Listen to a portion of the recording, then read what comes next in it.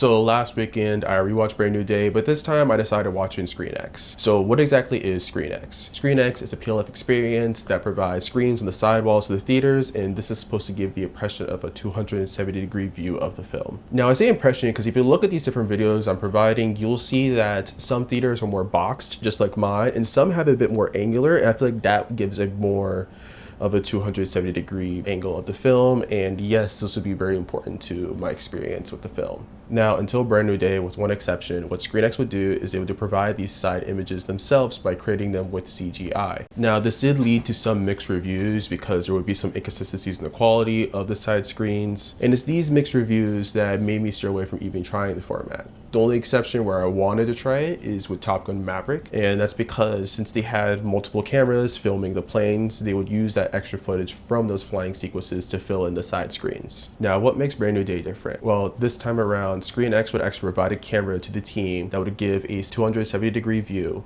and they would attach it onto their Alexa 265 rig. That way, they'd actually be able to film the side wall sequences themselves while they're on set. Now, you'd think this would solve people's problems with having inconsistencies because now we'd actually have footage to, go on the side walls just like Top Gun Maverick. Well, no. This is honestly one of the most jarring experiences I've had besides 4DX when watching a film. For starters, being the box version really ruined the experience for me because it was more boxed. The distortion when the middle screen meet the side screens would just be a little too much, especially when the lenses had any type of focus fall off. Not only that, but because the screens are so close together, the light would bounce off of each of these screens and that would muddy the colors. Now, if you're in one of the theaters that isn't boxed, hopefully these issues don't come up at all. However, I did have some other issues with the format, which regardless if it's boxed or not, just really ruined it for me. So basically, there's 2 X projectors on each sides of the theater and they project onto these walls. The problem is not all of these projectors would be in sync with each other. Sometimes one side would start up faster than the other side. Not only that, but sometimes one of the projectors on each of the walls wouldn't work. Like say on one wall,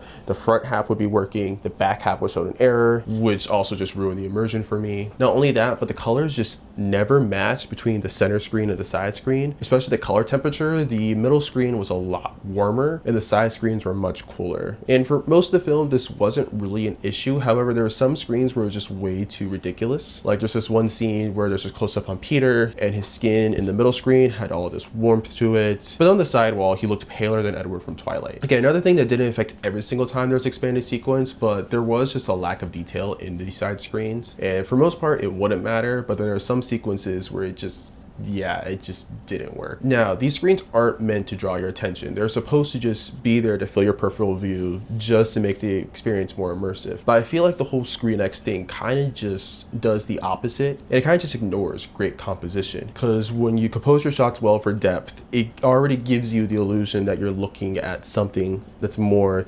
3D, more lived in, and you're not just looking at a flat 2D image. And I feel like with the side screens, all it does is remind you more and more that you're just looking at 2D images, especially when you see objects move from one side all the way to the other side. It just wouldn't work. It just would remind you you're just looking at some flat image. It doesn't make you feel like you're in the world itself. Not only that, small problem might just be my eyes, but the difference in brightness in the room when all 3 screens are going compared to the one screen is obviously going to be very dramatic because 3 screens worth of brightness versus 1. But to me, whenever it was switched between expanded sequences, non-expanded sequences, and back and forth, the contrast would just be a bit too jarring and my eyes would have to adjust. I also just feel like, and this is more of a problem with the film itself, but I feel like there's just way too many expanded sequences or just moments played out in expanded sequences longer than they needed to be, and it just made it even more distracting because there's moments where it just really wasn't necessary. It was just more distracting than actually engaging. So yeah, maybe I had a bad theater experience and that's why I had a lot of these issues, but even if I had a perfect experience with no errors, no glitches or anything like that, I still feel like instead of making the theatrical experience more immersive, I think ScreenX just does the opposite.